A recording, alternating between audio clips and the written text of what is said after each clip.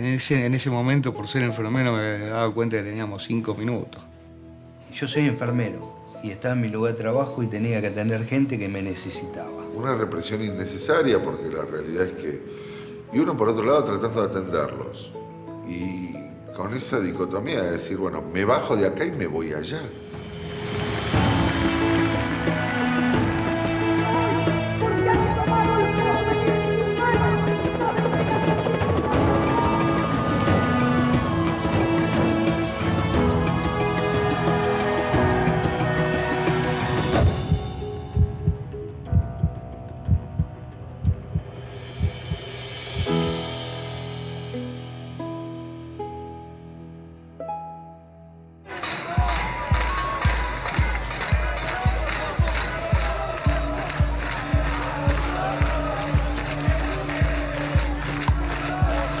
El 19 y 20 de diciembre del 2001, de alguna manera, significó el cierre de un ciclo que se había abierto con la presidencia de Menem y que se había prolongado con 2 años de la alianza de un gobierno, del gobierno de la Rúa, de otro signo político. Pero que de alguna manera este cambio de gobierno había implicado la prolongación de las matrices centrales económicas, ¿no?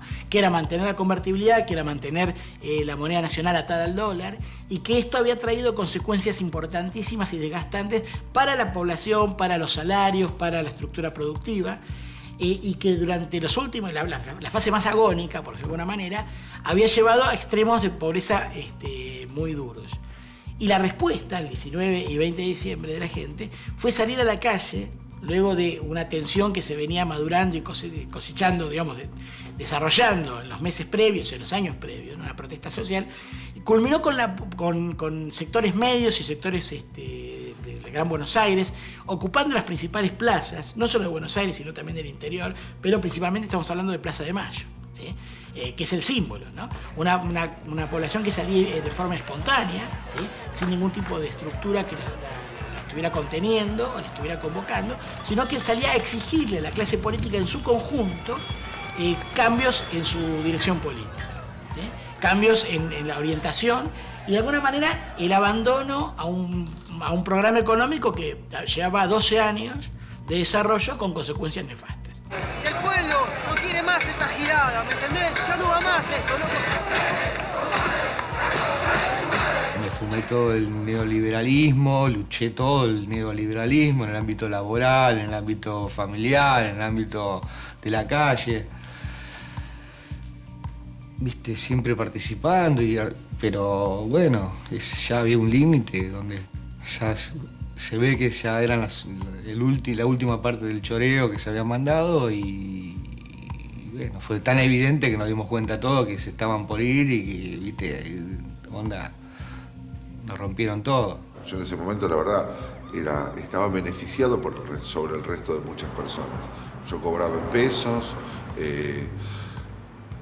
tenía la plata en el cajero, el gobierno de la ciudad siempre pagó, entonces nunca tuvimos dilación ni atraso. La verdad que en ese momento era un gol de media cancha, ni Lecop ni Patacones, estaba bien ubicado. Sin embargo, yo veía que la situación no daba para mucho más allá de lo económico. Había una situación social rara. Estaba cubriendo la guardia, de repente dijeron que sabía que había una movilización en Plaza de Mayo. No recuerdo bien los tiempos, porque pasaron muchos años. Y nos dijeron que el hospital estaba en alerta roja.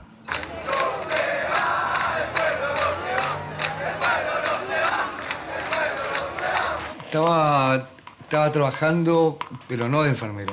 Estaba trabajando como motoquero para un estudio jurídico.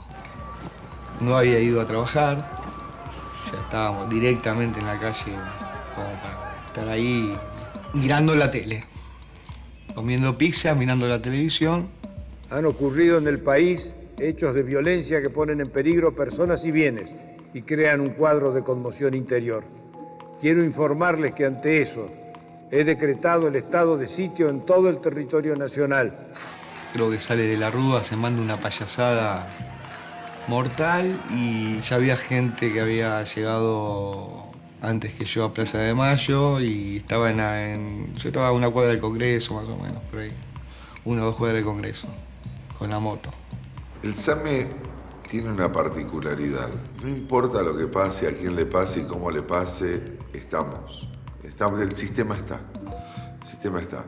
Es un sistema que lo compone gente, que tiene, como todos, sus bemoles, pero siempre está. Protocolarmente se actúa de la siguiente forma.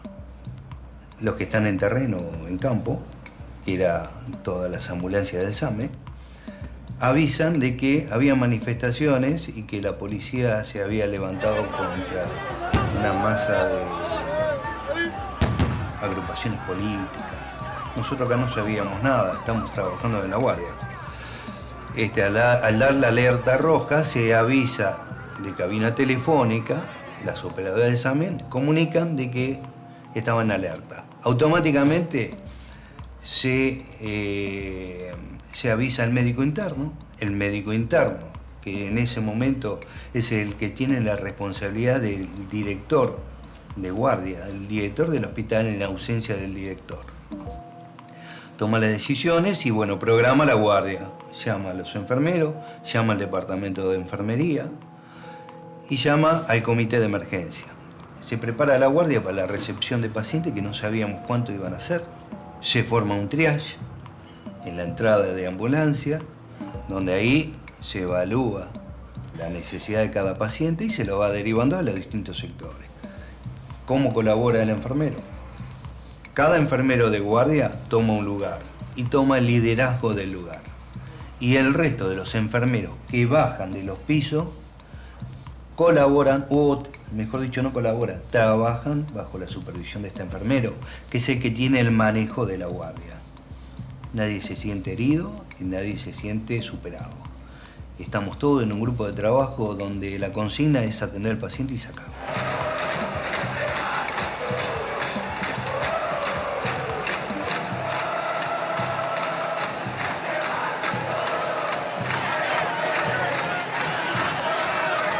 El descrédito de la clase política era absoluto. No estaba únicamente enfocado hacia el partido de gobierno, sino que involucraba al partido de gobierno, pero también a los políticos opositores, ¿sí? Y esta agresividad que implicaba la no canalización de la protesta social, el colocarlo de alguna manera bajo una olla a presión, ¿sí?, llevó de alguna manera prácticamente a una situación de batalla campal, ¿sí? Totalmente descontrolada, la población civil ocupando calles, plazas y demás. La respuesta, de alguna manera, la impugnación, el símbolo de esa impugnación al conjunto de la clase política, era la frase que era la exclusión de esta clase política. Que se vayan todos, ¿sí?, implicaba que la clase política como conjunto era la que estaba impugnada, ¿sí? No era tal política, sino que el conjunto, que se vayan todos y que no quede ni uno solo. Nosotros estábamos apostados cerca del Congreso, de hecho estábamos a la vuelta y no sabíamos cómo iba a terminar. Si uno era un poquito consciente de lo que estaba pasando en esa situación, sabía que todo podía ser un polvorín y que todo podía ser todo o nada. Y que las cosas estaban muy a flor de piel y se decidían ahí. Y que generalmente las decisiones no se tomaban pensando. No se sentaban 10, bueno, vamos a analizar. Era impulsado por la masa y la situación estaba picante.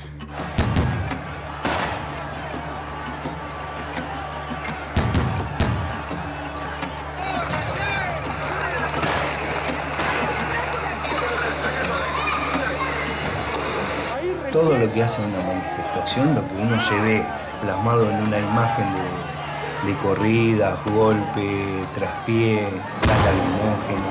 ¡Reprimiendo, hijos de puta! Mucho nerviosismo, mucha gente sacada emocionalmente. La impotencia.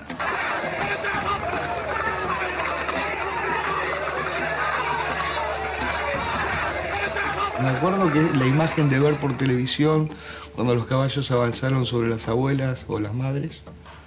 Creo que avanzaron sobre las madres, creo que estaban las madres ahí. Ahí agarré la moto, me acuerdo que agarré la moto y salí directamente para allá. Eso es lo que yo me acuerdo de eso. Salí directamente a Plaza de Mayo.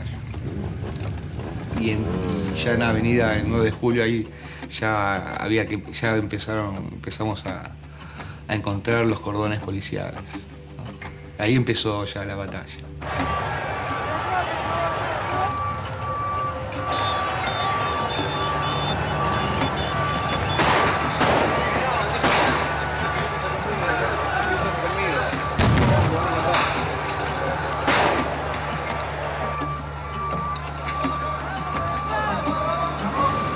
rayos yéndose encima de los manifestantes que estaban sentados en el piso, golpes, gases, una represión innecesaria porque la realidad es que...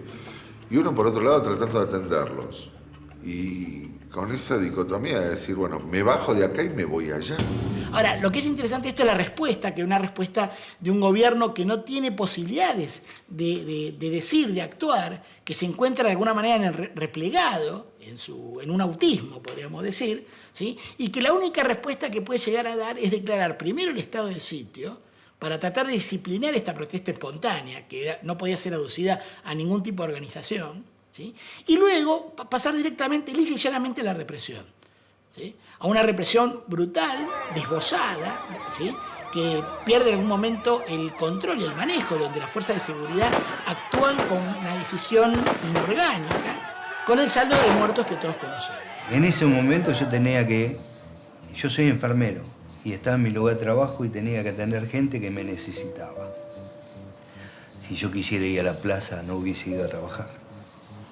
Entonces, creo que la manifestación está bien, que la gente manifieste desconformidad o no, y que se la escuche. Pero estábamos todo el personal muy abocado a atender a las víctimas. Es decir, lo único que preguntás es, ¿terminó? Para saber por los insumos, la capacidad de camas que tenemos. Irritación de las vías aéreas y obviamente de los ojos por el tema de los gases lacrimógenos, mucha gente golpeada. Había mucho traumatismo encéfalo-craneal, es decir, por palos, golpes, piedrazos, postas de goma, le quedan todas las lesiones cutáneas, traumatismo por caída, miembros inferiores. Policías también lesionados porque las piedras volaban, venían de un lado y venían del otro las agresiones, no es que era solo de un lado, ¿no? O que un lado era el que atacaba y el otro que se defendía. En realidad había oleadas, pero nosotros más que nada atendimos público en general.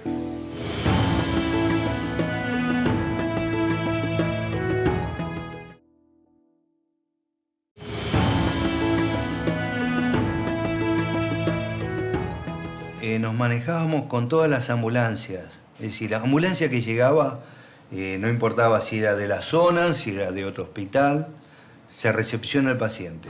Y los derivaban al Argerich principalmente, a Ramos Mejía y a los hospitales que más por la cuestión de cercanía. El tema era cómo derivarlos muchas veces. Muchas veces le pedíamos que los llevaran hacia afuera del lugar donde estábamos nosotros, porque en realidad no nos podíamos mover, era imposible desplazar un vehículo, era imposible era imposible intentar. Y los espontáneos generalmente venían o que lo traía una camioneta o que paraban en un taxi y quedaban los taxis parados en la puerta. Bueno, en ese momento nos vimos superados con la masa de gente que venían, por ejemplo, familiares que sabían que habían traído a los familiares a este hospital, los periodistas que venían y te dicen, yo soy periodista y primero para nosotros de prioridad está el paciente, no el periodista, ni el diputado, ni el senador. Hay un compañero que fue el que estuvo cuando se quemó la ambulancia, cuando quemaron la ambulancia, y él dice, yo lo único que atiné fue agarrar el bolsito personal con sus cosas que llevaba para pasar la guardia. Yo lo único que llegué fue agarrar el bolsito. Pues yo le preguntaba, ¿qué hiciste? ¿Qué hiciste, negro? Me dice, yo me fui atrás del asiento y agarré el bolsito. Me dice, ¿qué ibas a hacer? ¿Qué le ibas a decir? Es más, el problema era más el entorno que los pacientes que venían. Porque el paciente lo vas manejando, pero cuando no tenés lugar para caminar porque viene uno con una cámara, otro con un micrófono, 3 abogados, no sé, no es nuestro hábitat. Entonces, si las puertas del Congreso no eran lo suficientemente gruesas para soportar la ira de la gente, mucho menos la chapa de la ambulancia. Las motos fueron fundamentales. Fueron fundamentales las motos. Éramos todas motos que íbamos contra los cordones policiales, ¿viste? Yo tenía la sensación de que ibas arriba de un caballo y que ibas a la carga, ¿entendés? Íbamos a la carga. Estaba el cordón policial y íbamos a buscarlos a ellos. ¿Qué onda? Abril a 9 de julio. Porque la gente arremetía, no pensaba que la ambulancia estaba para atenderlo. La gente veía al Estado representado en la ambulancia, el Congreso, el semáforo. La gente quería en la cabeza de alguien, la gente estaba cansada. Y cuando digo la gente me incluyo. Cuando digo la gente me incluyo. Siendo personal de salud, nosotros somos no a la violencia, enfermería no es una profesión violenta. No, al contrario, somos humanistas. Pero hay gente que se descarga con el primero que tiene al lado, como te dije. Algunos te piden ayuda y otros se descarga con el enfermero, el médico, el camillero. Es como de mostrar la bronca, ¿no? Avanzaban, retrocedían, y fueron retrocediendo, ¿viste? Las calles la ganaron una sola vez cuando se vinieron con todas las camionetas, con todos los autos, disparando 4 manos. Pero digamos, ahí empezaron a matar los tipos, la policía.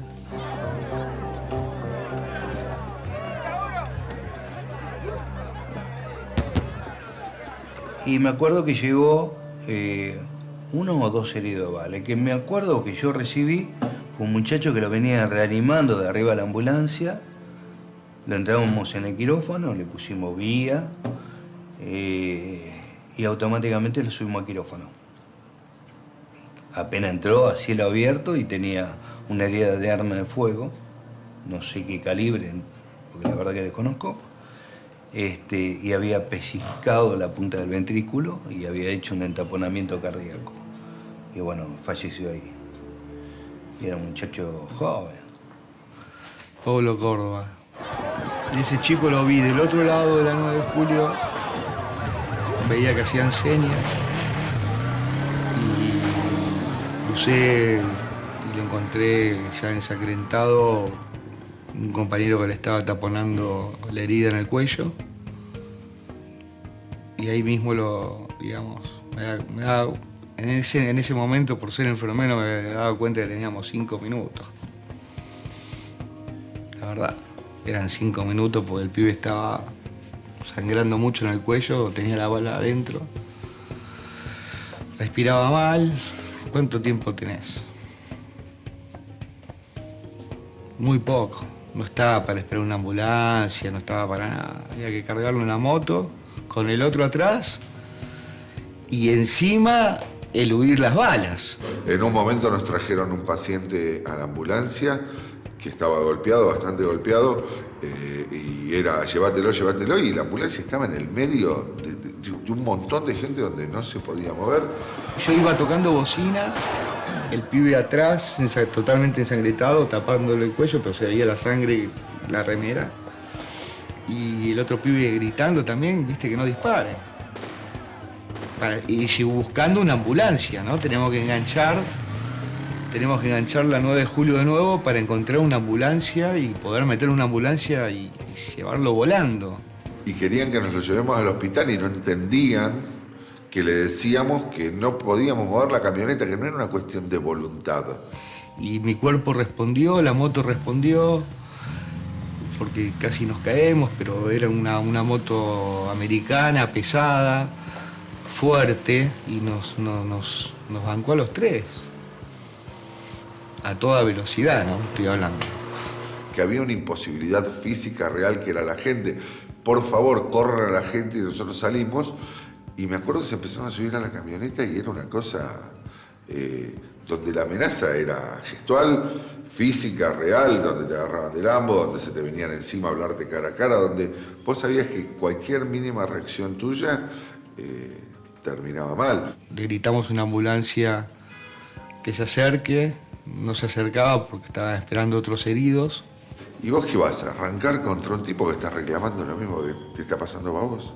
Inclusive el pobre chofer de ambulancia lo tuve que insultar. También que no disparen y encima que se acerque la ambulancia, ¿viste? Y el chabón de la ambulancia no se da cuenta de la gravedad, ¿no? De última, él está haciendo el trabajo mío. Y yo estoy acá para hacer mi trabajo, que es cuidarlo a él. no sé por qué avenida, lo llevaron al hospital Ramos Mejía. Yo iba atrás con la moto. Si logramos generar ese feeling tácito, ¿no? Porque no es que lo hablábamos y yo a cada manifestante que pasaba le decía, muchachos, pórtense bien conmigo, miren que además de gordo, viejo y pelado, vengo a cuidarlo. No, es una cuestión tácita. Grita por mí, quejate por mí y si yo puedo desde acá te ayudo, pero no te preocupes que si te pasa algo yo estoy acá. Y esa noche fue a terapia intensiva, también pensé que al otro día, viste, iba a salir y salió, y bueno, salió, viste. El cierre del proceso, como sabemos, fue la partida de la Rúa, ¿no? Fue precedida por toda una situación de muchísima violencia y a la vez una impotencia del poder político para tratar de ordenar o canalizar. Había una pérdida de autoridad absoluta, ¿no? O sea, poder decretar el estado de sitio, que ese estado de sitio fuera desconocido por toda la población civil ocupando plazas, era un símbolo de que esa autoridad no tenía ningún tipo de peso, ¿no? O sea, una directiva no era acatada, no era obedecida, ¿no? Y esta impotencia y esta pérdida total de apoyos, que era pensar a la figura presidencial como inoperante frente a una situación de crisis, se cristaliza con la partida del helicóptero de Casa de Gobierno, ¿no? Es una persona que abandona un contexto que no lo puede manejar y que ha sido partícipe en la creación de ese contexto, ¿no? Una maduración que era previsible y que el cierre de esto es directamente el abandono, el soltar el gobierno. Yo te puedo acompañar. Yo puedo atenderte, pero yo hay muchas cosas que no puedo recuperar. Yo no le puedo recuperar la casa a una persona. Yo no le puedo recuperar la salud cuando ya está muerto. Yo no lo puedo recuperar de la frustración y de otra vez este país me dejó de haraca y me dejó parado. Eso se complica y a veces está un poco en este tema de cuidar que tenemos los enfermeros. A mí me gusta cuidar, sí, me gusta cuidar y a veces me gustaría ser un poco más que sobreprotector y poder reparar y revertir un montón de situaciones. Pasó el 20 de diciembre, yo a mucha gente no le pude devolver la casa y devolverle la salud. Pude algunos cuidarlos y curarlos y organizarlos. Todos se preocupan por las víctimas. Pero ¿y el después? Porque generalmente son pocos los hospitales donde se contiene a la persona después del traumatismo. ¿Qué es lo que pasa? Hay gente que queda con lesiones físicas, movilidades reducidas, le cambia la vida. Y el después, socialmente, políticamente, ¿quién nos sigue? Llegaste al hospital, bueno, muchachos, terminó, te entrego la camioneta, ducha, nos vamos para casa. Pero todo lo demás te quedó.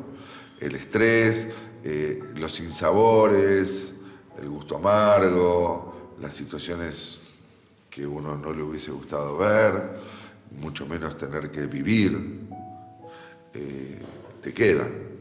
Y eso empieza a pasar factura después al tiempo. Así que nos manejamos bien. Pero te voy a repetir, este muchacho me quedó grabado. Te das cuenta que era un trabajador más. Uno como cualquiera que anda por la calle. Pasaron muchas cosas y que desde este lugar, de este momento histórico, lo miro sabiendo que estas sirenas que estoy escuchando ahora son de salud. Son de esa urgencia que uno tiene que llegar, ¿entendés? En tiempo y en forma. Para eso sirve la sirena. Nunca más una sirena que vaya a lastimarte, ¿entendés? Un patrullero. Alguien a agredirte, ¿entendés? Eso, por suerte, hace muchos años que no lo vivimos. Y espero que nunca más se vuelva a vivir. Yo empecé a estudiar enfermería, primero porque me gustaba. Siempre era una prestación al prójimo. En ese momento yo era bombero. Lo primero que hago es anotarme en la Cruz Roja, en la fila del Saavedra. Yo arranqué por la medicina. Para mí la enfermería no era una profesión. Era un oficio, era un arte, era donde llegaba la gente que, bueno, buscaba una salida laboral, pero no mucho más. Mi vieja es enfermera y mi hermano está en ambulancias hace 30 años. Vine a este hospital, empecé en unidad coronaria un tiempo, después me pasaron a la guardia. Y un día por un trabajo me pedían un título, y bueno, ese título rápido era el de auxiliar de enfermería. Todo lo que ingresa a terapia intensiva, de alguna manera es muy duro. Si una vez cuando vos tomás conocimiento de lo que es enfermería, te cambia la vida, totalmente. Me sorprendió porque dije, esto es lo que... Pero no hubo varios días, fue ya el primer día. El primer día vitaleando al paciente, vi cómo me recibía a mí el paciente, como recibe a la enfermera. Y dije, esto es lo que yo quiero.